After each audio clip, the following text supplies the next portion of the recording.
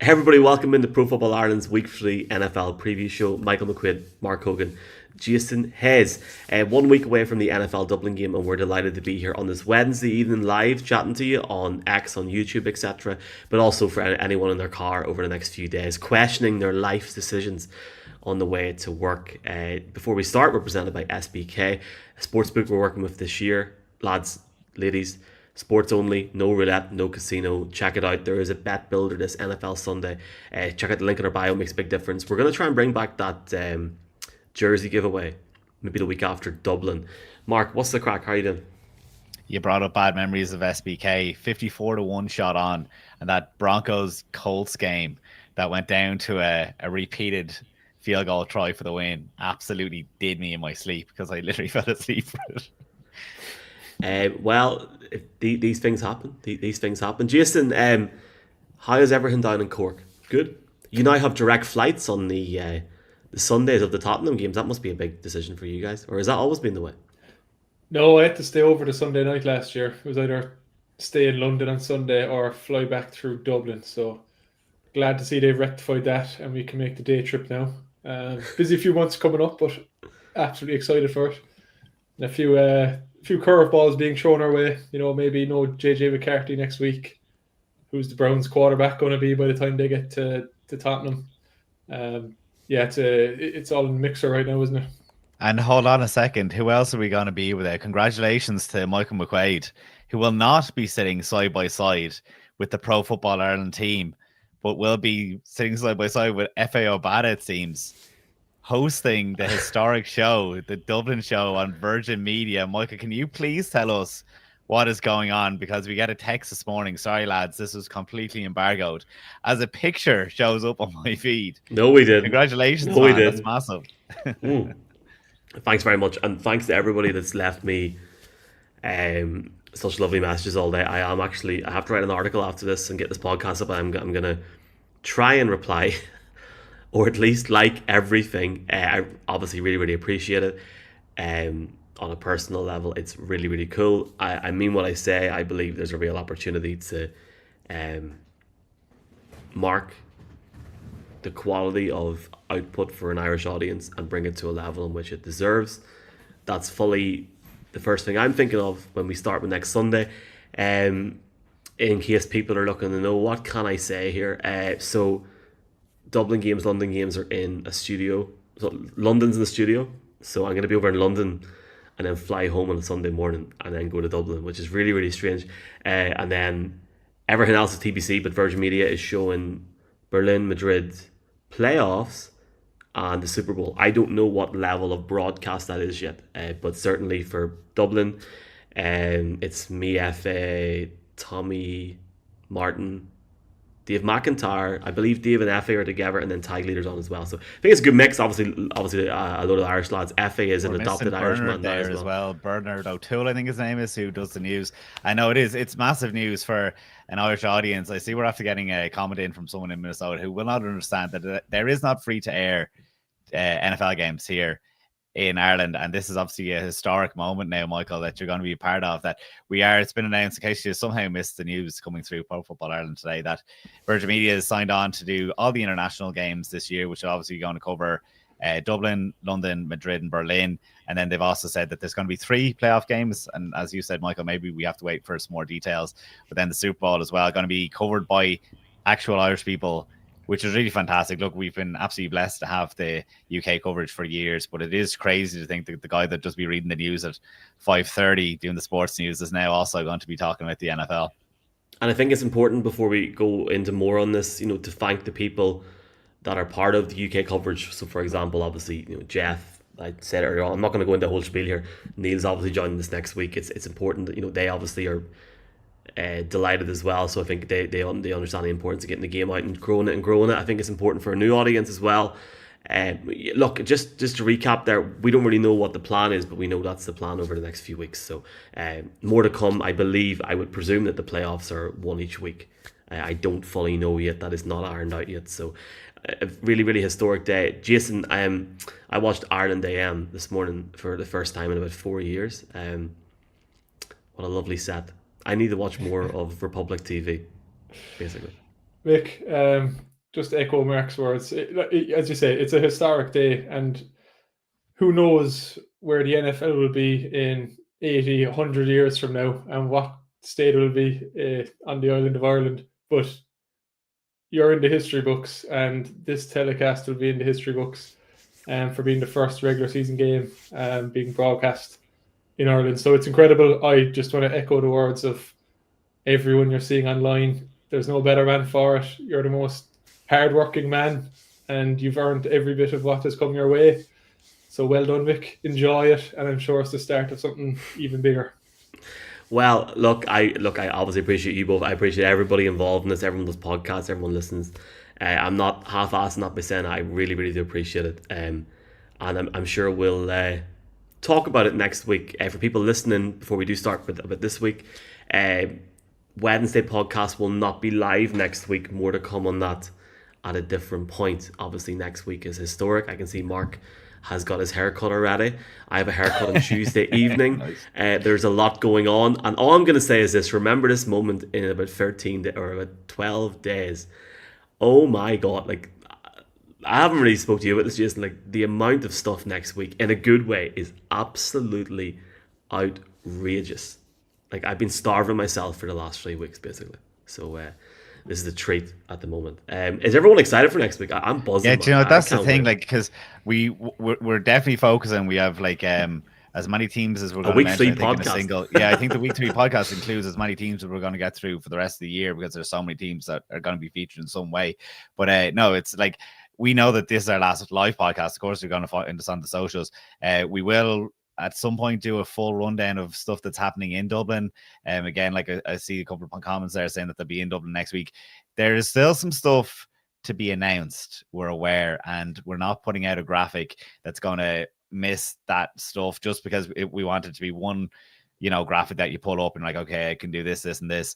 There's plenty of events, of course, our own thing on Friday evening. If you want to get your tickets, Michael, the link tree obviously is where that's at. I don't know if you can flash on the screen, but between Vikings bars, Steelers bars, Packers bars, Chiefs bars, meet and greet opportunities, what's going on in Marion Square, there's so much going on. We will get that in the socials, and it's super exciting that this time next week, I know, Michael, I think you and I are both off work and Jason, you'll be in Dublin as well. I cannot believe I have milk in the fridge now that goes off after the Dublin game, and it's going to be in Dublin. So that'll tell you who the hell sells milk like that. Like, so for example, it says 28. It says 29th of September is the gone off date. You might joke. not to sound like a posh person, but like, it's relatively known that M&S milk is like really bad. So yeah, there's like, let's get off the milk conversation. There's a lot going on.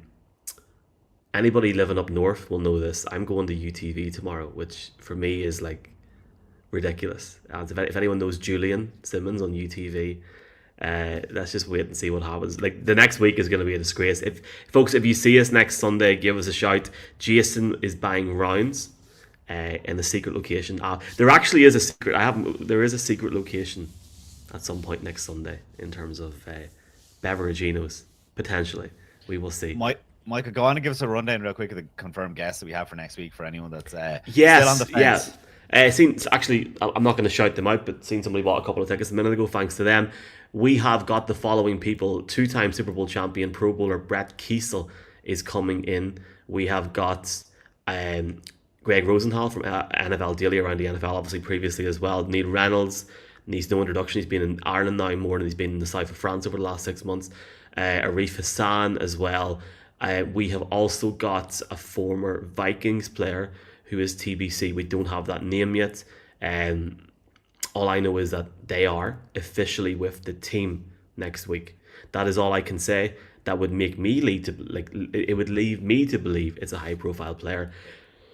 Regardless, still working on guests. Have a former NFL player who texted me like an hour ago saying if he's available, he's coming in. He's good crack. So lots of interesting things on the horizon, and this is not fully confirmed yet, but trying to get the TalkSport crew in as well, so that's a whole different conversation. It's more like pre-game stuff at the bar. Top class venue, Radisson Blu Hotel, up to 400 seats, and yeah, like, I know people are still making their mind up. It does make a big difference to us. I actually don't think, and Mark's mentioned it here, I don't think there's an awful lot going on in the city that night. I know the Vikings have got stuff going on in their bar. The Steelers will have like a podcast or something, I believe, in the bar, but I don't believe there's anything at this level. So like certainly it makes it a big difference to us. It's pretty much, you know, financially it's a break even thing for us. We just want to have a bit of crack. So come out and join us. And yeah, Jason, who else should we bring on as a guest? Lineup seems fairly stacked there. I don't know if we need anyone else. Jesus, I'd be paying to go as a fan if I wasn't helping you. So Marty Morrissey, or is that too? Yeah, you could bring an Irish twist on it.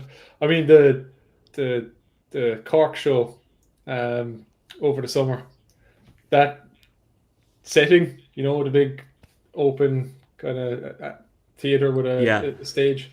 I'm guessing that's kind of going to be mimicked here.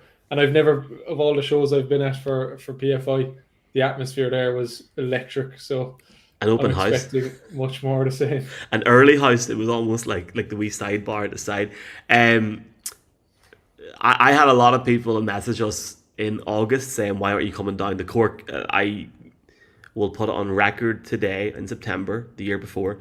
If we do the thing with Phoebe again, we will bring Phoebe to Cork in August before the college game next year, if it happens. So that will happen. Cork is also a long way away from me. And finally on that, Jason spot on. It was class. The lad that won his tickets in that, and if you're starting to worry, you'll get them over the next 7 to 9 days. Don't worry. And on that, finally, we are giving away I bought 2 NFL tickets for Dublin for this event. I'm going to give them away. They might be in the hill. Sorry, but they're in the hill. Let's move on. And actually, Mark, let's just say it doesn't get in trouble. We've had a lot of people message us over the last 6 months about not being able to get tickets. There are 150 approximate tickets right now. I understand that is not, and I understand that people, you know, affordability, etc., cost of living is a real issue for people, and I'm not disputing that whatsoever. But if people want to go to this game, there's tickets online now. So like that's all I'm going to say. You know, it's not our fault if people don't get in. We have not set the prices for this, and it's obviously, you know, the first time, and you can't beat the first time. Yeah, no, I mean, you've said it all there. No, there is tickets online. If you go onto Ticketmaster, they're the blue ones, which means that they're not resale tickets or anything. So get your hands on them. It's like, yeah, you can't look back and give out to us, because you've said it there, Michael. We got so many DMs blaming on Ticketmaster. You can no longer blame Ticketmaster. That's all I can say. Shout out to the person that messaged me this morning saying, "I'm really happy for you. Congrats. By the way, I don't have tickets. Can you get me tickets?" Class. Right. I will reply to you tonight. Go on nfl.tmtickets.ie.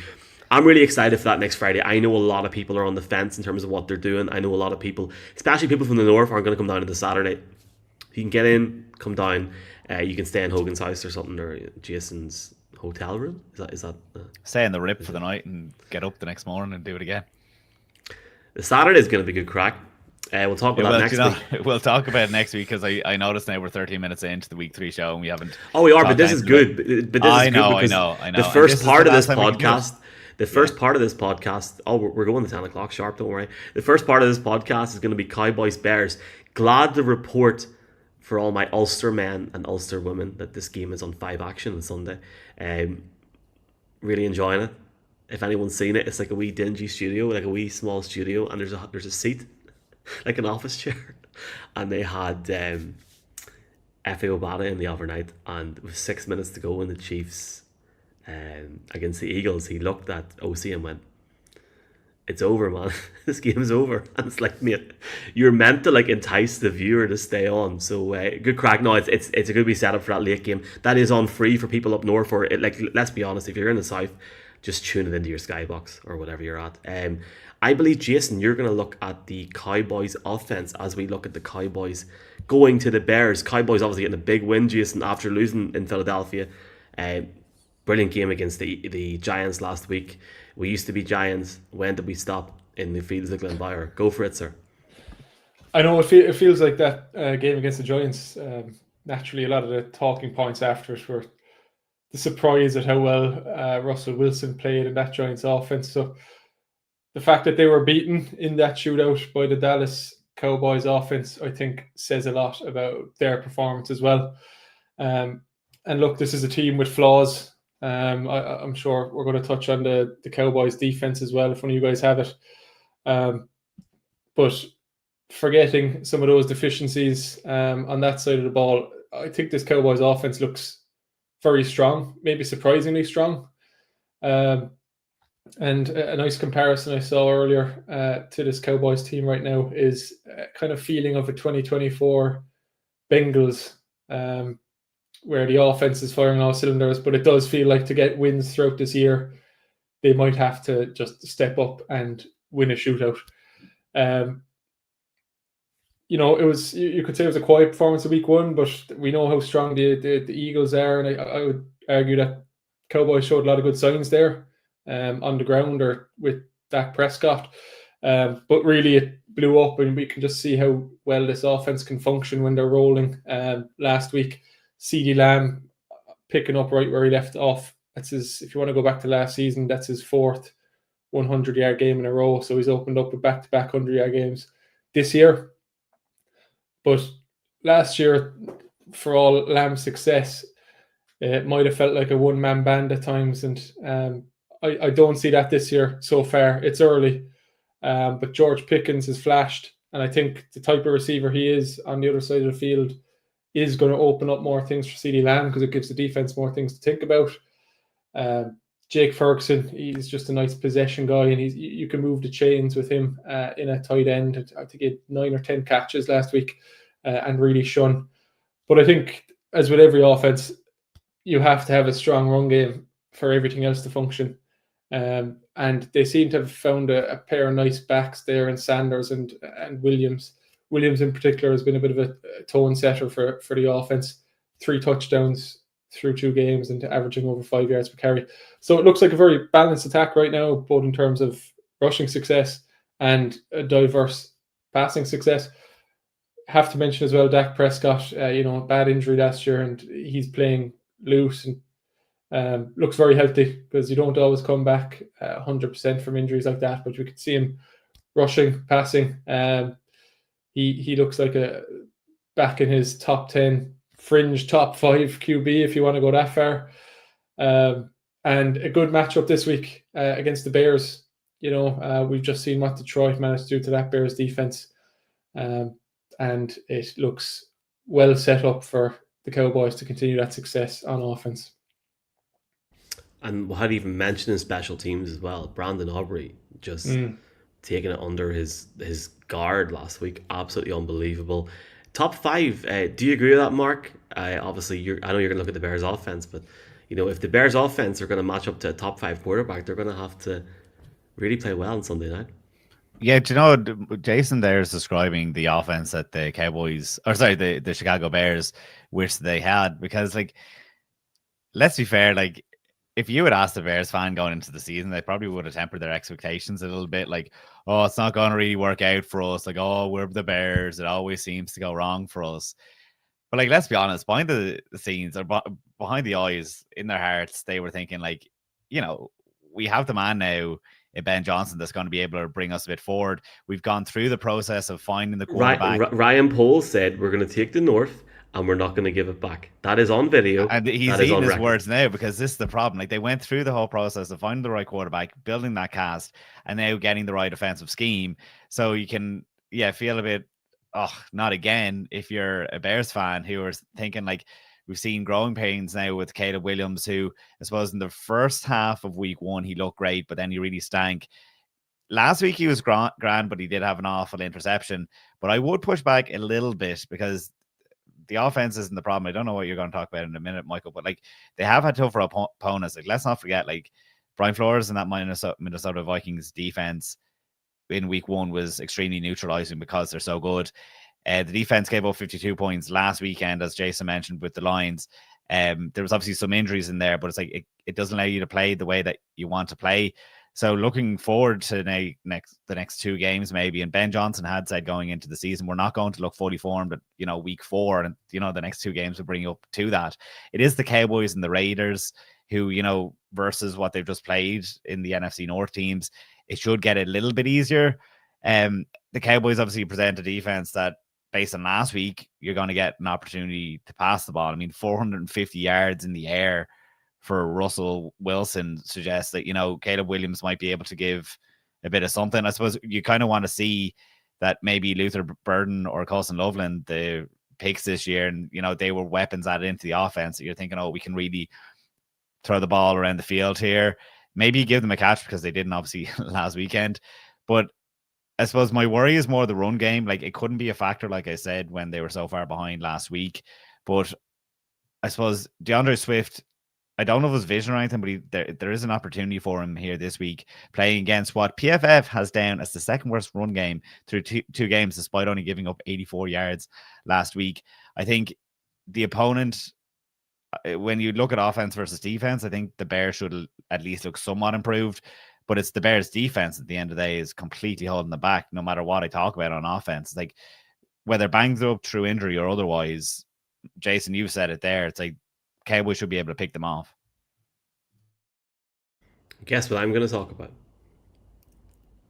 one of the defenses, because that's the winning of the game right there. First off, I not to go on in terms of what Mark said for people listening, especially in the podcast, but when you looked at the expectation that people had for this Bears team this season, when you bring in Ben Johnson, and I would recommend if anybody wants to take a time machine and listen back to what Jeff had to say about Caleb Williams on the Picks podcast last weekend, presented by SBK. It's just incredible how a team with so much, and like let's be frank, expectation has went to this point now. And I think there's two different siphons here. I think the first one is the Chicago Bears' outlook on the NFC North before Green Bay brought in Micah Parsons. And then suddenly when week 2 started, after about 5 minutes, when the Chicago Bears were playing the Detroit Lions. Because if you look at the scoreline in week 1, when it was 27-24 Monday Night Football, that now clearly was a drunk football game after what's happened since that with both teams. So we'll just move on from that and look at last week. For anybody that's a bit, iffy in terms of this game this weekend between the Bears and the Cowboys, obviously Bears sitting 4th in the NFC East through 2 games. And if you're an NFL fan, or if you are genuinely only getting onto it because of the NFL Dublin game coming up over the next week or so, a guy called Dennis Allen is the defensive coordinator. And why am I talking about him? Because, well, first off, he's been in the job since middle of the playoffs in January, whenever Ben Johnson got the gig, and he brought him in. He was a former head coach of the New Orleans Saints, i.e. the main bucko onto that job. It was funny, they were talking last week, it may have been Tom Brady. I think it actually was Tom Brady, or it was Tony Romo. 90% sure it was Brady. Basically saying you don't want the head coaching job, you want a coordinator's job. There's less pressure, Well, I tell you what, Dennis Allen, through 2 weeks, the defense for the Chicago Bears is allowing the most passing yards per play in the league, the 5th most EPA per pass, the 3rd fewest pressures, and the 6th most rushing yards. And over 2 weeks, as a fly is flying on here in the light in front of me, they have faced the 6th fewest passing plays in the league. When you hear Grady Jarrett saying that a lot of things are fixable, if not everything, it's not really that difficult to find out what the problem was. We just have to execute at a high level and fix it. Well then, lads, do it. Do it then. Because if you're going to be all talk about it week after week and game after game, at what point are we going to just give in to the fact that Chicago is cursed? It's a quarterback funeral home for a start going on the last few years. It's obvious in terms of what Jeff said last week. I fully agree with him. Caleb Williams is on notice in Chicago, but this defense, I'm sorry to say it, this defense are trash. Absolutely trash throughout the season. And when you look at, yes, Kyler Gordon, TJ Edwards have got injuries. Look at the way, go back and watch the actual tape. Look at the way Detroit put the knife through butter on that Bears defense last week. And you tell me that this Bears team have any chance of getting anywhere, even regardlessly close to a conversation about a wild card appearance this year. They're going up against the Dallas Cowboys team through 2 weeks, 30 points per game on average, 392 yards per game on average. The very, very best of luck to them. They're 5th in defensive spending across the league, over $125 million. The very best of luck to them, because I think Jerry Jones and lads are going to run into town at the weekend, go 2-1 in the season, and I can only imagine what the crowd is going to be like in Soldier Field late for us on Sunday night when the inevitable happens. Could be a shootout again. It might be every game these two teams take part in seems to have the potential for a shootout. Maybe not as confident with Caleb Williams making that happen as Dak Prescott on the other side. But one thing I know, that Cowboys secondary last week, it was like watching a game of Madden where you just throw the go route on every play and it just kept working. So could be a fun one, but it does depend on the Bears offense showing up. I do think the Cowboys offense is, minimum 30 points they're going to put up on this Bears team. And Mark, the Cowboys gave up 37 points to the New York Giants last week. If we're going to add to this, I know they've been decent in some situations, but nearly a 40 bag let in. Yeah, and I suppose that's where it's like you have to be worried about both defenses now. Would be more worried about the Chicago Bears. You could look at it in two sides. Like if they put up their 40 burger, which are 5 of the touchdowns were scored in the last 12 minutes, and then there was no points scored in overtime. So it's like pick your stat that you want to use in your favor. I think there's holes there, obviously, for the Cowboys defense. And it's like I see Fred Funk was after commenting there. I know a passionate Cowboys fan, so I'm looking. Who got tickets this week? Congrats to him. Look forward to the game. The Bears are in a bad spot right now compared to what we were saying that it was supposed to be an exciting year, and that's where it's like, well, I hope they're able to start doing on offense at least, because it's hard with the injuries. I don't think it's all down to injuries, but at least they'll be able to tell themselves that's the problem and that they'll be hopefully getting guys back. Time will tell. We'll be right back on the other side of this break for the second part of PFI's Week 3 podcast.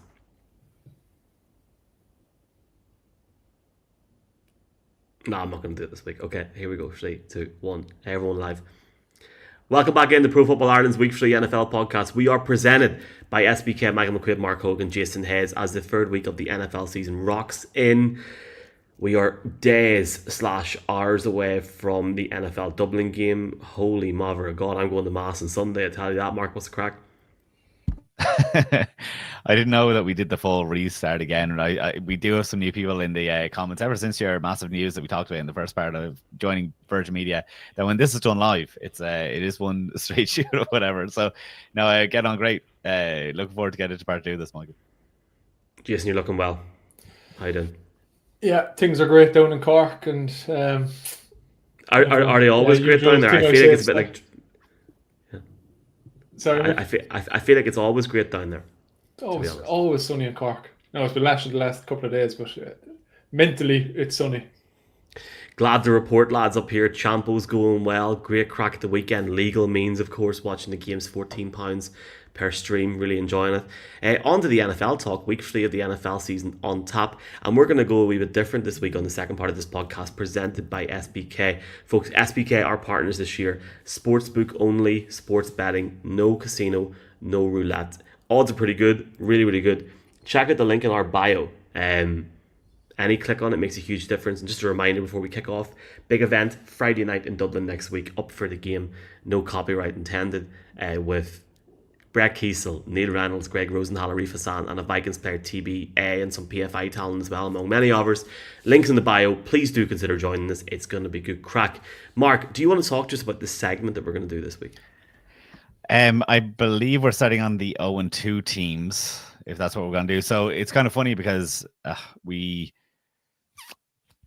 did this last year and it kind of worked a bit better, but as we go, as it goes on or whatever, that we have. What do you mean it worked better? We haven't even done it yet. Which one do we want to start with? So basically, I have a better introduction for the. Let's go 2-0. So we're okay. So the 2-0 teams, we each draft 2-0 teams each, based on our confidence that they won't be a factor going down the stretch. 79% of playoff teams that start 2-0 make the playoffs since they added the 7th spot. It used to be 60%, which was a lot more fun, is what I'm trying to say. So that all said, 2 of the 2-0 teams should statistically be worried here today. As we got into actually preparing this segment, I realized doing 6 teams is absolutely ridiculous because we're just going to sound stupid. I do think that there is a good maybe argument to be made for 4 of the teams, and we're actually going to talk about 5.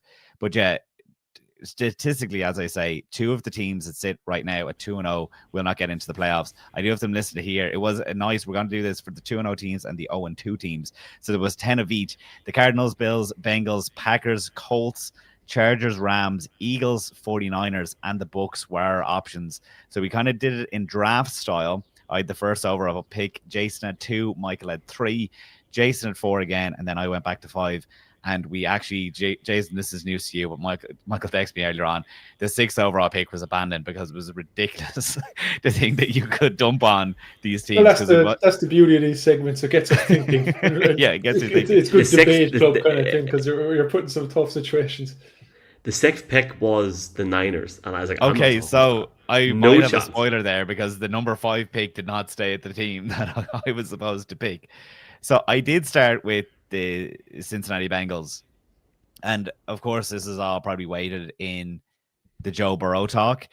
If you were involved and listening to NFL content for the last couple of days, you've heard the argument of whether for or against, do the Bengals protect Joe Burrow?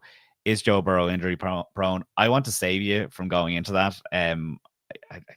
It's a conversation for another day and one that I particularly don't want to fight.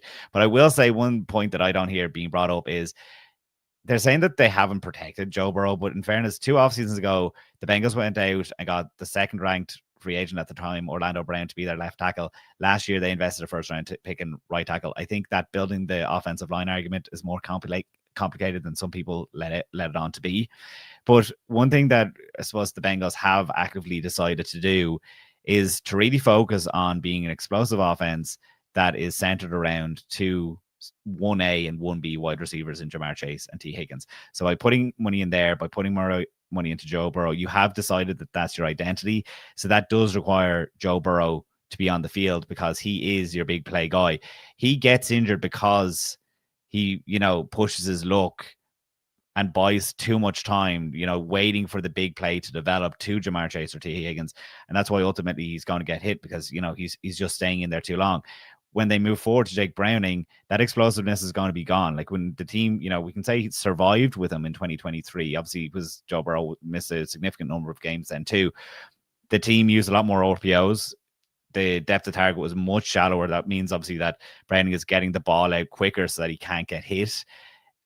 Is that tape out there now? Is an argument that you could say that, okay, teams know, okay, this is how the Cincinnati Bengals are going to patch this up. Or conversely, you could say that, well, Browning now has more experience because he was decent. Like the offense didn't fall apart. Like if you look at his like 3 top level stats, 11 touchdowns to 7 interceptions in those 8 starts, 7 of those interceptions did come in 3 games. 21 sacks was an awful lot to take on. Obviously in those 8 games, but when you look at like your DVOAs and all like this, it didn't fall apart. They do stand at 2-0. If you want to look at maybe their next 4 games, Vikings, Broncos, Lions, Packers, the Vikings without McCarthy or Aaron Jones, the Broncos with their own issues, they could end up being 4-2 here.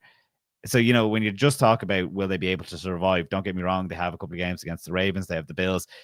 You do imagine, and if they're hanging on, it does, this scenario is all about getting to 3 months exactly, which is the timeline, and Joe Burrow comes back and is at full go. He then plays the Ravens once, the Jets, the Cardinals. I think maybe could be the Browns. There is a world that they get back, but you're really hoping that lightning strikes twice for Jake Browning, I believe. Jake Browning. A few boys browning their pants this week. Jason, who have you got, lad? I think just quickly, the Bengals is such an interesting one. They finally had that fast start that they're looking for in a season, and this is the outlook and this is the feeling. It's just such a shame. It also has me thinking, when you talk about mobile quarterbacks, you kind of think, okay, they're more at risk of injury. But this is the complete opposite. You're mentioning how Burrow tries to stay in the pocket as long as possible and takes a hit in order to make a play happen. Well, that's because he doesn't have the same mobility of a guy like Mahomes or Allen, who could bide the same time, but they bide in a very different way by moving around and running around. So, it's being a mobile quarterback helps in terms of injury prevention if you want to look at it a different way. So I don't want to kill the party because I know everyone's having a great time talking about the Indiana Jones-led Indianapolis Colts. And I fully acknowledge that it's been an impressive 2-week start by the Colts. MVP caliber 2 weeks, Jason. It is MVP caliber 2 weeks. If the awards night was this Saturday, I mean, Indiana Jones is taking it. I will not argue with you on that. But maybe it's because I work in data analysis. I like seeing a statistically significant sample before jumping to conclusions, and I feel like a 2-week sample that people are riding at the moment is. I just need to see more, and I said it last week. I just need to see more. The thing that scares me about this Colts team is the Saints team of last year, who looked like this historically good offense through 2 weeks, and out of absolutely nowhere, it collapsed. I need to see more. There's a couple of things that have happened in the game that maybe aren't so sustainable. They have a +4 turnover margin so far through 2 weeks, which is great, but we've seen Daniel Jones in the past, the amount of fumbles he normally has in a season, the amount of costly interceptions. I just cannot get myself to believe that it has somehow completely flipped this offseason, and he's now this clean pocket passer who is incapable of making a mistake. I think the mistakes will start to come again. And it's whether the rest of the team is built and is strong enough to put up with that. I'm not so sure. What I will say about the Colts, and I do like them, I promise, Jonathan Taylor has been immense, and the run game looks very good. So I think it probably is a bit unfair to give all the credit to Daniel Jones when he's done well with what he's asked. But I think that running game is really the reason that it's allowed them to do what they've done. Taylor has to stay healthy. I don't want to use that as a reason they might fall apart, but he hasn't stayed healthy in the past. So can they keep clean, prevent those turnovers, and can they keep moving as a run-first team? Because they don't have a defense that's going to win games for them. They have a solid defense, and they're going to give them a chance to win games. But this offense will have to sustain the level of play they've shown through 2 weeks. And maybe I'm a pessimist. I don't see it. Well, in terms of being the king of pessimists here, whoever thought it was a good idea to give me this team, thanks for this. Cardinals. If you're new to this podcast, the two people sitting beside me are both Cardinals fans. So I'm just going to say the bare minimum here and get away with it and let these two argue in about 30 seconds. Cardinals 2-0 to start the season. I mean, not bad, lads. He's happy. He's feeling confident. Just a one sentence answer before I continue. No, feeling confident? No. Why not?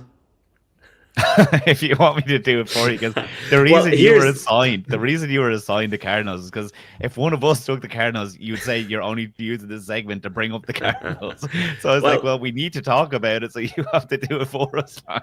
The great thing about this time of the year is, and it's really the beautiful thing about the NFL when you compare it to different leagues and different sports around the world, is the hope that people have. The fact that these teams that you don't really feel are going to have that opportunity down the stretch are sitting 2-0. And let's just take this away for a second. It's not just the Cardinals. You've mentioned two teams there now, namely the Colts, that are in this position as well. But when you look at the different teams as well, Chargers have obviously been in different situations over the last few years. The Bucks as well, potentially. I'm so happy we're not picking them. The funny thing for me was, I was sort of asking myself, and I actually started sitting down going, hold on here, if they're sitting 2-0, if they don't make the playoffs this year now, and we're going to talk about their schedule in a wee second, but people are going to start asking questions. Marvin Harrison Jr., what's going on there? Can he not get to that next level? Some of the top talent that are there, obviously Johnson, etc. It's not evolving. It's not going anywhere. But the biggest question mark is about and around how Kyler Murray, maybe his future is in Arizona. And I'm not trying to really annoy his boys by saying this, but when you lead 27-3 in the third quarter of a football game against the Carolina Panthers with Bryce Young at quarterback, and you allow the Carolina Panthers to rally in a game that came down to the final possession of the game, that's a wee bit concerning. That being said, you're 2-0. It doesn't actually matter because it's 2-0. when you look at some situations, though, in terms of it not working out or not going down the stretch, obviously Melton, Williams, there are different injuries there. But when you look at their schedule, obviously one against New Orleans week 1 on the road, to be fair as well, even as gash as New Orleans are. Is gash a word in the South for like bad? No. No, but Gash. thinking about that New Orleans team in week 1, I know straight away what the word gash means. So having watched that performance. Week 3 is the Niners home opener, so they go to San Francisco. Right, so I'll just give you an example now. They're going to lose in week 3. They're going to lose against Seattle in week 4. They're going to lose against Tennessee in week 5. They might win in week 6 if Indianapolis go down the hill. And then they play Green Bay in week 7. So if we're going to start going, never mind to go Dallas, Seattle, San Fran again, I just, never mind Tampa Bay at the end of November. They're in a position here where I just don't see them getting past 2-0. 3-0. I think it's all downhill from here, basically. And I think if it is all downhill from here, some of the things I mentioned at the start about the long-term objectivity of this team and, how they are, like any team, questions will be asked. And shout out to Atletico Madrid, who just scored against Liverpool. 2-2. I just saw a comment there from Joe saying like they barely bet a joke of a Panthers team. I suppose that's the problem, isn't it, Jason? It's like they were supposed to look good against these teams at the start of the schedule. My concerns, because there was many there that you kind of pointed on, and I want to jump in, but I left you, Michael. Kyler Murray might have chemistry issues with Marvin Harrison Jr. It's a bit like Trevor Lawrence, like isn't thrown to Bijan Robinson right now, but he can go to other guys. When you're talking about they can't see out a game, I have huge concerns about the run game, because Clayton Adams, who like really was an absolute goldmine there, like kind of buried. He was looking after the run game in Arizona for the last couple of years, and it was way above the level that people expected it to be. You can see in Dallas, I mean, they weren't supposed to have much to do with a run game there, and you see Williams, what he's able to get done. So I do think that there's an issue, because when you can't see out the game that you're multiple scores up, it's because your run game isn't efficient enough. And if they can't do it there when they're leading, when can they do that in a really tough game, especially say they were to get to January? So I think there's plenty of reason for a concern, even though you do point out they've unearthed a stud already in Johnson there, one of the new DBs they got in the draft. That Panthers rush defense has given up over 200 yards in something like 7 games straight. So that was very concerning to me as well. The Cardinals could barely muster 80 yards, and a lot of that was just Kyler Murray making it up as he went along. And also, like, you boys have religiously watched these last 2 games. Like, I watched a bit of tape this week. I don't know how you do it. Fair play to you. Yeah, do you know what? And the one thing that kind of gets me is, when you say what's Kyler Murray's future, like, I don't see why Arizona would, because this was an off-season thing. It's like, oh, Arizona sucks because of Kyler Murray. Oh, can you imagine when Kyler Murray hits the market next year, and like what a team that gets him? It's like, why would a team that gets Kyler Murray start to use him right? It's like, if anyone is the problem, it's going to be Kyler. So it's like he's not going to thrive somewhere else. Because the coaching staff is there. We can move off it though, if you wish. Jason and I have been through the ringer now enough over the last 5 minutes, but we did get our Cardinals talk, which we're always happy. We did. Do you want to go 0-2 teams? I think it's actually probably more interesting to go with 0-2. No, do you know, we'll keep doing this because a lot of work has been put into it, Jason. I'd imagine. Oh, okay. Sorry, I misheard. I misread what you said. Apologies. Go for it. Yes, my pick next, isn't it? So this is kind of where it gets sketchy from my perspective. Because I do like this team and they're very fun to watch. But if I'm having to prioritize which 2-0 team from here is least likely to sustain the success, I'd have to say the Buccaneers.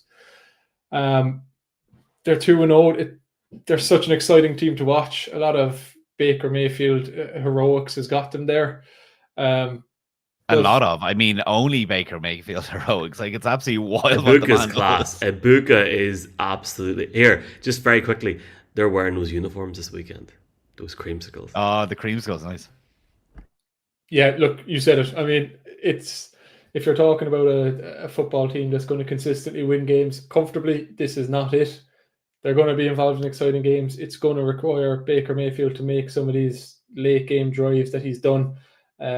And look, they're capable of beating some good teams, and I'm not going to write them off from that perspective.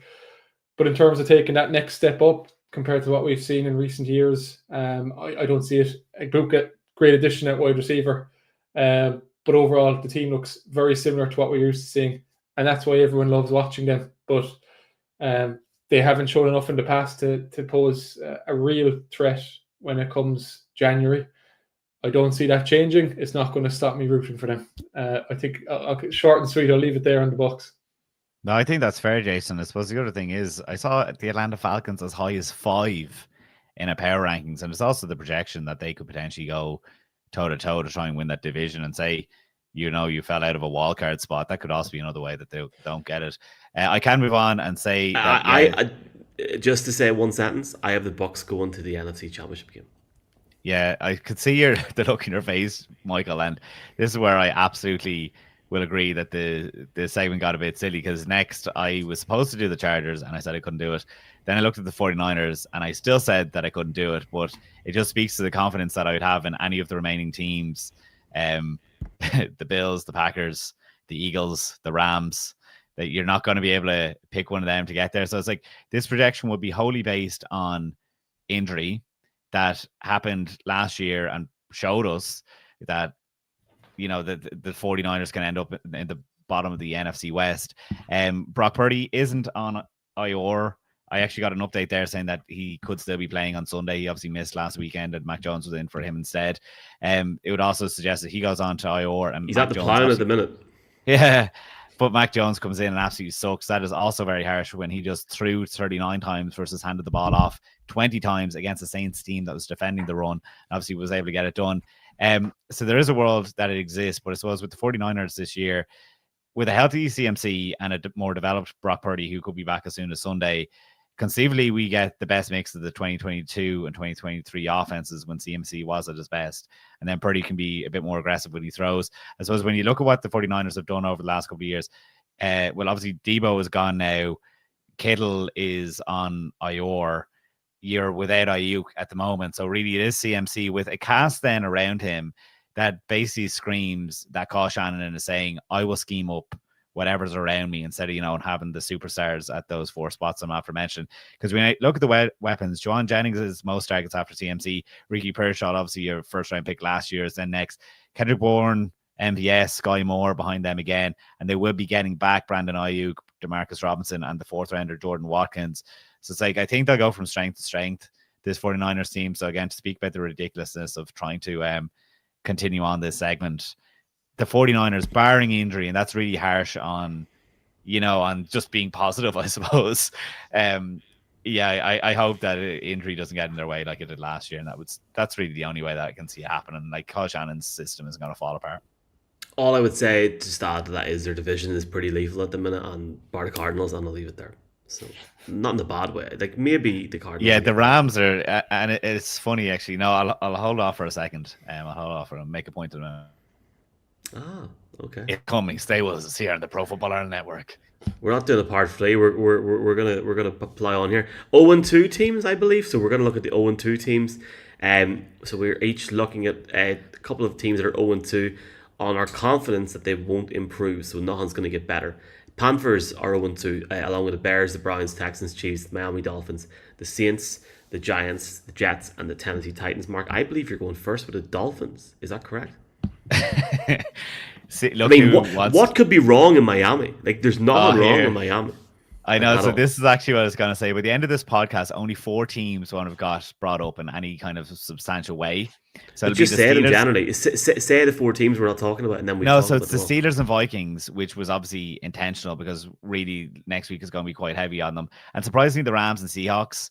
I thought that Jason mentioned the Rams in week 1, but obviously it's wrong. But anyway, they're going to be talked about out the wazoo by the end of the season, so it's actually not a bad thing that we haven't talked about them. Whereas 2 teams have been talked about every single week. I'm giving it away. The Miami Dolphins is one. Do you know the other one? The Indianapolis Colts. The Indianapolis Colts. We talk about them every single week. And of course we have, because of what you were saying earlier on, Indiana Jones is playing for them or whatever. Well, it's my fault though for slagging Andy at that college. Yes. I said that the Colts are crap, and look what's happened. Jared Mahans, there was a drive-by for the Colts. He wasn't happy. No, he wasn't. He wasn't happy, and I have talked to him every week since. So shout out to Andy. I think he bought a ticket for our event today. So shout out to him. Go on ahead with the Dolphins, sir. Well, it's funny because the Indianapolis Colts were kind of setting up this year as what the Washington Commanders were to me last year. I just could not explain them. Whereas I think the Miami Dolphins, I started off in week 1 saying that they were the team that was going to get the head coach fired. I think I'm still on track for that. And then last week, Jason he brought it up in the don't do it again segment. So it has been very negative, and I just don't see how they turn it around. So to kind of bring the story forward, I don't want to repeat what we've been saying, but Mike Silver from The Athletic had a piece that kind of is outlining a problem that's going on for Miami at the moment. I think it's worth repeating, kind of saying that Mike McDaniel was too lenient when he started with the Dolphins, trying to change the culture around. He was, I suppose, not punishing Tyreek Hill or whatnot for turning up late to practice. It is very difficult then when you are what he's trying to do, trying to become a bit of a stricter head coach that people have to respect maybe a little bit more. They're not going to listen to you when you're losing, and maybe people won't laugh at your jokes when you're losing as well. I suppose the criticism now, and it's a bit harsh, but he was always a bit of an eccentric. Mike McDaniel was like, we're always like, oh, who's this goofball, looking after the team or whatever. And I think that's coming back to bite him now, because people are saying he doesn't have the personality. It's not a vendetta against him, but a personality like his maybe won't overcome this. As always, I think Mike McDaniel is a great mind, and at any point, if he ends up on a different team, it'll be fantastic. But if people aren't listening to your scheme, they're not listening to your scheme, as stuff as that. But I do think that it's worth pointing out, it feels like we've come full circle here, because the tanking for Tua year was in 2019. That was the last time the team gave up more points in 2 weeks than this year. They've given up 66 points this year. That was the year that they were after trading away Laramie Tunsil, Minkah Fitzpatrick, and Kenny Stills. Brian Flores at the end of the year alleged that he was offered $100,000 to lose games. They started off the season 0-7. They did win 5 towards the end, but because of Tua's hip injury, they were able to select him 5th overall in the draft. And it's just crazy to think how they've gone on a journey to somewhat near the top, where they were, nailed in as a playoff team, to now this desperate version where it's like we have to start all over again. It's like, geez, when you're talking about the Detroit Lions dramas, it's not good enough. It's not scary, Mike, but it shows like how impressive sustained success, whether that's NFL, whether that's Premier League, whether that's GA or otherwise, sustained success is so difficult to do. And it's like they came up, looked really hot, were one of the funnest teams to watch, and now they've gone right down to rock bottom. We'll be in the conversation for the first overall pick, and this time it's not intentional, whether alleged or otherwise. And talking about sustainable success, Jason, Liverpool are second. Sorry, go on ahead. Panthers are next. Panthers are next, and I was just going to add there that in terms of what's been consistent in that roller coaster over the last 10 years for the Dolphins is Chris Greer at general manager, and I'm not sure how he's still there. But I did hear something interesting during the week. Stephen Ross, the owner, 85 years old. Not to get morbid on this podcast, but changing a GM as an owner is a big deal, and it's to pull the plug and start from scratch. I don't know. I think that could be partially the reason why his close relationship with Chris Greer means he's reluctant to pull the plug. Two things is why not? It's his team. He has billions. Like to which, sorry. It's like why change what he likes doing? If he likes Chris Greer, it's like why change it now? But just the whole prospect of starting from scratch, and it's like, am I going to be alive in 5 years to even see the payoff for this? You know what I mean? Miami does have a championship game this year. They're hosting the College Football National Championship in that stadium. So, I mean, they've got something going for them. So I'm taking the piss. I think the whole thing needs to be read out there. Yeah, absolutely. Like after watching that presser after the game on Sunday, so that game was on Channel 5 up here, and just like I applaud them for trying to come back, but like after watching McDaniel, it was embarrassing. I think to win you must not lose, and to lose you. To stream you must have Wi-Fi, and to Wi-Fi you must have. No, I didn't. Okay. Panthers 0-2. Kind of briefly touched on there talking about the Cardinals, but an uninspiring team, and it really seems like they've carried through a lot of what let them down last season into this season. Costly turnovers. We saw that slow start against Arizona ultimately cost them the game, and Bryce Young hasn't looked like the quarterback that they thought he had became in the second half of last season. I will say he had 3 good quarters last week against Arizona, but ultimately, as soon as the game actually mattered, he crumbled again. slow start, insurmountable deficit. They fell behind. I don't know, did the Cardinals defense get a bit too conservative, but it allowed Bryce Young to rack up the yards and make some completions. But at the end of the game, they got the onside kick, the impossible onside kick that no one can get these days. And how many flags came in on that final drive? Bryce Young could not capitalize. He completed the last 7 passes straight.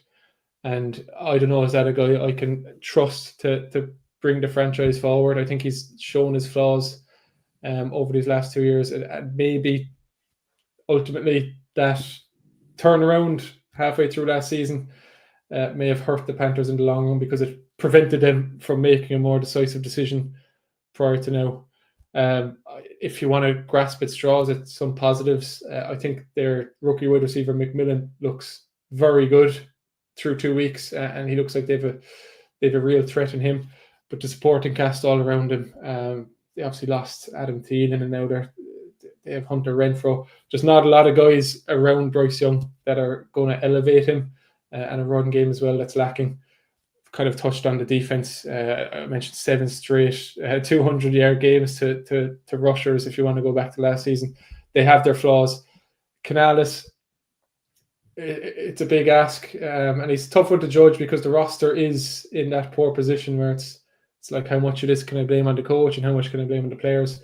But what I do know is that there are some consistent problems in terms of coaching that are cropping up.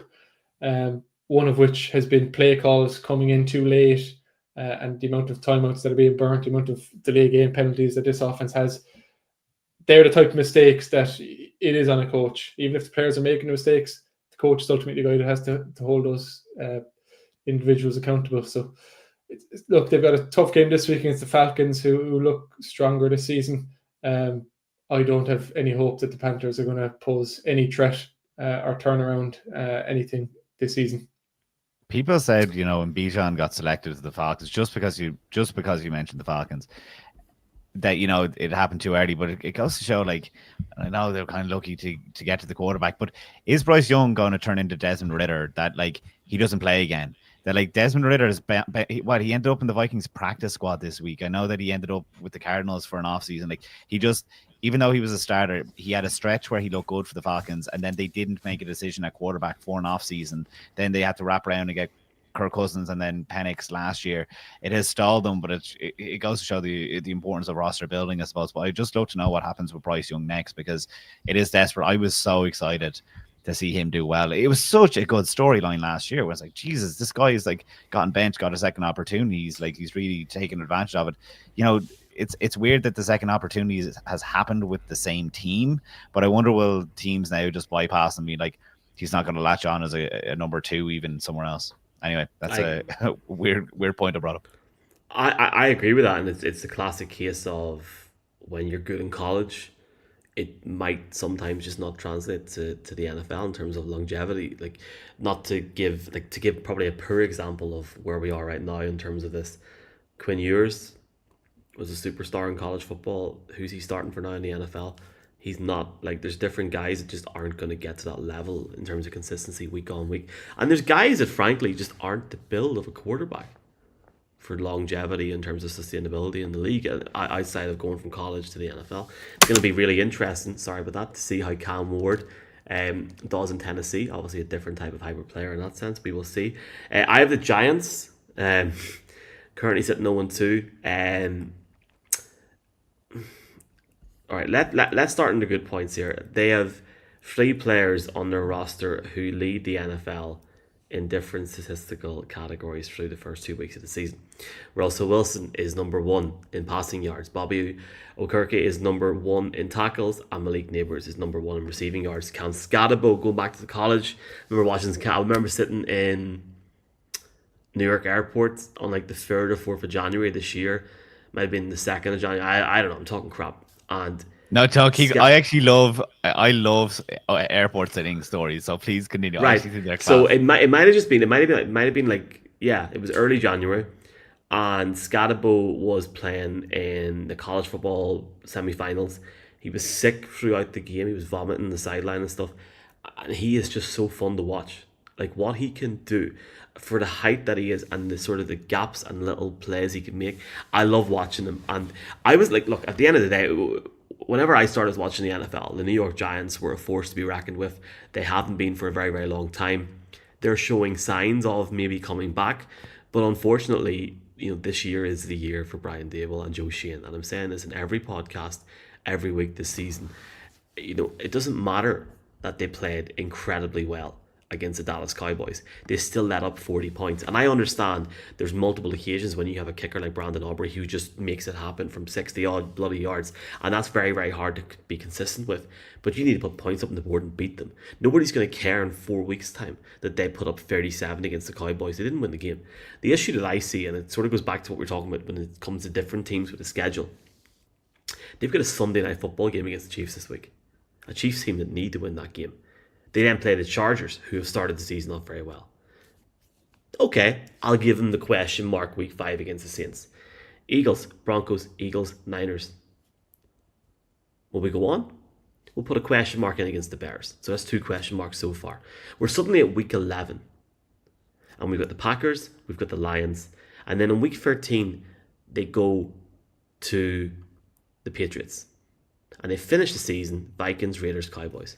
Are you really, never mind the Commanders before that, is anybody actually being real here? No matter how we've seen them play over the last 2 weeks, this is a team that have not played well over the last number of years. This is their 100th season. They, in my opinion, I think they'll finish 3-14. Like, genuinely. It's the 10th time in the last 14 years they've started 0-2. It doesn't matter how good the offense is playing, and they've got some gems there, and Russell Wilson looks reborn. Defensively, they're not at the races through 2 weeks, and that's the reality of it. So I'm sorry for Giants fans doing that and saying that. I would love nothing more. Obviously, Jude's on the team, etc. Would love nothing more than to see them do well, but certainly at the moment they don't look good when they've got James Winston as the third stringer and they bring in Jackson Dart and he slips and falls in his first play. I think that's the epitome of this team and where they are at the minute. I think they're going to have a bit of a refresh. I think they're going in the right direction, but a refresh is needed at the highest position. Yeah, there you go. Just have to make the point. Sometimes you have the pieces in place, but yeah, I'm not going to put it on the quarterback. It's when they say Scatterbo or whatever. And it's like, yeah, Russell Wilson leads the league. He had 450 yards the other day, but then they didn't get as much time. And he could have a stinker on Sunday night. Yeah, there's statistics that it's like, yeah, you can lead the league in tackles or whatever, but what does it make if maybe a tackle has been missed beforehand or whatever? No, I agree. I agree with the the New York Giants. Next on the board, Jason, was you again. Yeah, so I would have picked this team higher if it wasn't for what looks like a good defensive unit, to be fair. But speaking of a franchise that has a losing history, Cleveland Browns, I guess I kind of get joy. I don't know if you guys tried this, but if you want to look up some local Cleveland radio coverage, it is like just so funny. And I shouldn't laugh because I support a franchise who's a similar past, but how do they do it? How do you keep supporting the Cleveland Browns? I mean, they've lost 8 games in a row now. They're back good to people, Jason. They're good people. Yeah. You should see where their facility is. A man who supports the Browns, and that is a good man. That's a loyal man right there. Not a lot of positives on offense. 40-year-old Joe Flacco, I think Father Time has caught up, and when it does catch up, it's rapid because 2 years ago we saw the magic he was doing for them. It's just not the same guy. He looks old and slow, and he's playing football behind an O-line that is old and slow. And when you have that lack of a bit mobility and the protection isn't great, we just watched him take an absolute beating against the Ravens last week. I say the defense looks good because they have actually looked good through 2 weeks, and weirdly they've given the team a chance if the offense could muster anything, and they haven't. Even last week the offense outgained the Ravens by 100 yards, so it shows that the defense didn't do too bad a job, and I don't think you can pin that beat down on them. Only gave up 45 yards rushing. The main reason for that yards differential was because the offense consistently gave that Baltimore offense very favorable field position, whether it was block punts, fumbles, you name it. This Cleveland offense is capable of it. And right now, Stefanski's been there a few years now. He's an offensive guy, and all we've watched, you can blame the quarterback, but all we've watched over the last few years is inept offense, and the standard doesn't look like it's going to change this year. It's going to be a long season for the Cleveland Browns. Green Bay next week, Micah Parsons. Good luck, Joe Flacco. I think we could be looking at Dylan Gabriel soon, to be honest. The Browns lost me at training camp when they started barking in the crowd, and I'm going to leave it at that. Nice people. Joe Flacco's a nice guy. Lovely looking man. But yeah, who have we got next? Because we probably got to roll on. I had the 5th pick, and I actually went for a team in the Tennessee Titans that is maybe a little bit frisky, so I was happy I didn't have to pick them any earlier than this. I think Titans, obviously, for the last few years haven't been completely relevant, so people, they're recently biased will say, oh, the Titans are just useless. They lost the other day to the LA Rams, obviously Super Bowl contending LA Rams, 33-19, but the scoreboard doesn't do them justice about how frisky they are. I suppose the fact that they also gave up 439 yards doesn't speak to a frisky team either. But at halftime, I have to say, they led 13-10. Oh, sorry. Yeah, they led 13-10, but they scored 10 points in the last 3 minutes. So they got a fun touchdown. But then the linebacker, Cody Barton, picked off Matthew Stafford the first play with 38 seconds left or something like this. Why I found it impressive. Cody Barton is lined up right as defensive end. And this is where they get frisky. You're thinking at worst, he bails back into maybe the middle of the field and protects it there. But all of a sudden, he hauls ass and he actually picks off the pass as it's being thrown to the sideline to Blake Corum. There is no way anyone thought that he was going to do that. He actually stares down Blake Corum before the snap, just keeping an eye on him, being I obviously am trying to intercept it on him. If he had great instincts, obviously pick it off or whatever. But I was the way that play was called, schemed up, if you're able to trick Matthew Stafford and you've just stared down the guy that you're going to be protecting against or covering, I was you know what? They can actually go on and do this against other teams throughout the year. Cam Ward has obviously been fun. There's a massive problem there. He's been sacked 11 times in 2 games. That would be on trend to get 93 by the end of the year, which absolutely blows David Carr's 76 out of the water if it goes through that. Look, I suppose ultimately there is going to be growing pains like those sacks. I understand JC Latham wasn't in this week, and that makes a difference. Your best quarterbacks, and I've always said this, but it's a lesson that a lot of people could learn. Your best quarterbacks, like your Brady's or your Breezes or your Mannings, see a play and they're able to, get the protection right. When you're a rookie, and that's why we often hear about rookies getting sacked so incredibly high, especially through the first few weeks, because they're just not there yet. They're just leaving it up to the offensive play caller to set the protection, and they're not going to make any adjustments based on what they see. As I don't know if it's being a bit timid or not, but that's just how it works. That there is going to be some frightening stories, but this season is all about growth. And, getting them in those live reps and then doing some fun stuff on defense. That defense told me the other day that they can absolutely rob a couple of wins. So I'm glad. I don't think they're going to be competing for getting into the playoffs. But they actually could be a fun team to watch week to week. What they're doing with Cam Ward, the fun touchdown that he had before the half and everything. Just to round up the segment, I've got the Saints. 2 good things about the Saints. 3 good things about the Saints. The gold uniforms. Yeah. Charlie Smith. And I don't like them. You didn't like them. Charlie loved them. I don't know if we ever put it out on the socials. Oh, God. No, we didn't. And you know what? I think it's been proven this morning. My life is mad. I should probably do that. I'm sorry, Charlie. And thank you for doing that, Mark. It's a good podcast. Yeah, gold uniforms, Charlie. And I guess they're sort of moving slowly. It's like a tortoise growing, moving slowly. Spencer Rattler's been pretty meh. Okay. He's been through 2 weeks of the season. Solid. Yeah, he's been solid, yeah. I'm not saying he's been bad. It's just it hasn't been wow. That game, week 1 was death. And sorry, lads, I sound like I'm anti-Cardinals here. That was winnable, I think, for the Saints, and based in terms of actually watching it back and seeing how they get on. Obviously, Niners last week, they go to Seattle this weekend. That's a difficult game for them. But it's the situation where it's almost different to how I talked about the Giants. It's a new situation for them. They've obviously a new head coach in Kellen Moore. It's too easy. Sorry, it's too early for them to actually judge him. He's only 2 games in. Like, I think one of the things Jeff said the other day in his podcast is it takes you half a season to see what your players are like in the locker room under pressure in those moments. He's been in 2 games, 2 close games.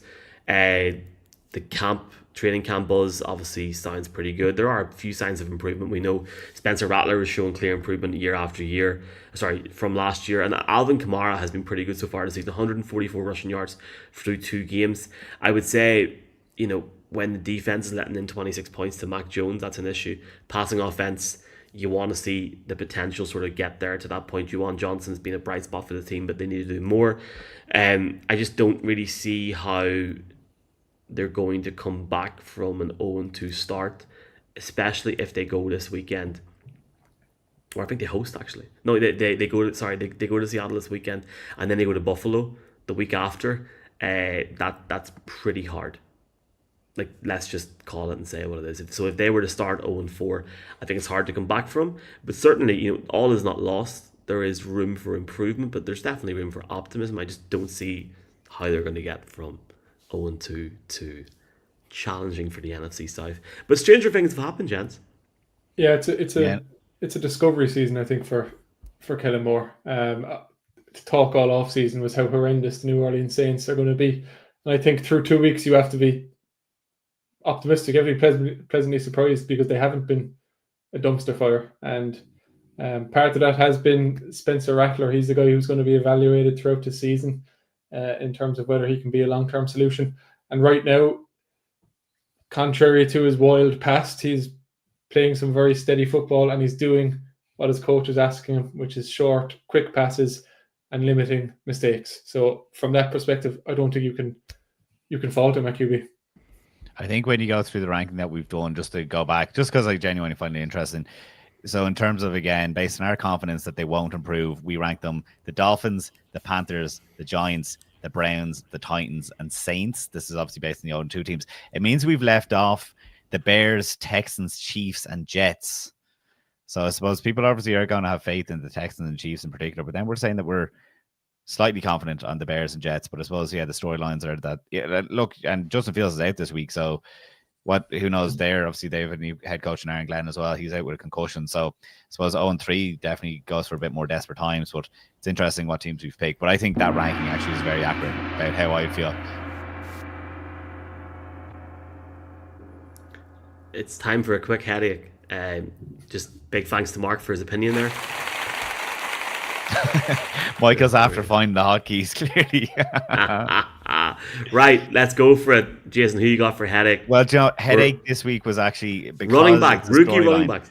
We looked at the rookie running backs because they are not getting their touches. So I actually said, lads, executive decision, let's all pick one. So Jason, who'd you end up with? Michael, put an end to that right now. We're not going to see it this also, podcast. Stop saying executive decision. I started that this week. That's my thing. Go for it, Jason. I don't know how to heed the call, lads. Put up with all that background noise, but it's rattled me. I'm rattled right now. TreVeyon Henderson, first round pick for the New England Patriots out of Ohio State. A guy who people were very excited to see, and we haven't seen much of him through 2 weeks. He hasn't been the same since he met Conal Diggin, literally. Yeah, none of us are. I was looking up a bit about this guy. I found a headline from Daniel Jeremiah, a guy who knows his football, and he said that TreVeyon Henderson, as a running back, has got the best pass protection going back maybe a decade, which is funny to read in hindsight, because the main reason he's not on the field now and not getting those touches is because he has been very suspect in terms of protecting the passer through 2 weeks. And when you're playing for a guy like Mike Vrabel and Josh McDaniel, you have got to do the basics right to find yourself a spot in the offense. How does a youngster make a roster? By being a good special teams player. How does a running back make the field? The first thing a coach looks for is pass blocking. And this guy had the talent in spades throughout college, and it's young. He's young. It's going to come to him, but for whatever reason, he hasn't found his footing in terms of protecting Drake May. And when they've got a guy like Drake May in the backfield, keeping him upright, keeping him healthy, that's going to be the priority for the Patriots coaches. and they need to make sure they have a running back in there who can do that. Right now, those running backs are Ramondre Stevenson, who's playing well, it must be said, over 100 yards receiving, and Antonio Gibson as well. Kickoff return touchdown last week. He's a guy with a spark, and they're capable running backs. And the fact that they're protecting Drake May better than Travion Henderson right now is why he's not getting much time on the field. When he has been on the field, for what it's worth, he does look like an exciting player. Whether those touches are going to go up in the short term, it's hard to say. They're against Pittsburgh in week 3, so with TJ Watt coming in, I can't see them shying away from that pass protection strategy. So maybe not this week, but hopefully he can find his footing, and we see more of him as the season goes on. I am very lucky. I'm very fortunate to know Darren Connell and really get into college football, especially last season. And if anybody didn't know, Boise State Broncos, the team that play on the blue and orange field, had this guy called Ashton Genty, who absolutely teared it up. The guy was having anywhere between 200 to 240 rushing yards per week in college football. So I'm going to keep it really simple and really sweet. It's not uncommon for a rookie offensive running back, especially a running back or a wide receiver, to initially struggle in the NFL. I fully agree that Genty's 2.7 yards per carry average through 2 games, one of them a primetime game, is not good enough. It must improve. He still rushed 30 times and had 1 touchdown, albeit for only 81 yards. But it's just, we're 2 weeks into the season, lads. Cut him a wee bit of slack. He'll get better. If this is a headache segment, I think he's going to have 2 rushing touchdowns this week. That's all I have to say. Here's hoping. That's all I have to say. You're hoping, because I suppose when you're saying that sometimes they don't get off to the fastest start, it's like every year someone's arguing, oh, why did running back X not win Offensive Rookie of the Year instead of the quarterback? Like Josh Jacobs is a great example in Las Vegas that he should have won the Rookie of the Year. So when you invested in a guy that was so heavily rated coming out of college, when you put him in that setting, when you put him with... And he should have won the Heisman, Mark. He should have won the Heisman over Travis Hunter. Like that, that's the reality. Pete Carroll and stuff, I think there is expectation, and it's definitely one to watch, and that's why we wanted to mention it now. And I suppose I can round off with the final one. You know, these were highly drafted picks. Obviously, the second off the board was Marion Hampton with the LA Chargers. Again, I said sometimes everyone just thinks because Greg Roman is in LA that it's a run first offense. It's not. But when you look at what Hampton did, the two did face off the other day. They were playing the Raiders. He got, I suppose, less touches or whatever, but he botched a handoff in the 4th quarter that obviously was fumbled, and then he was benched as the team went to ice the game.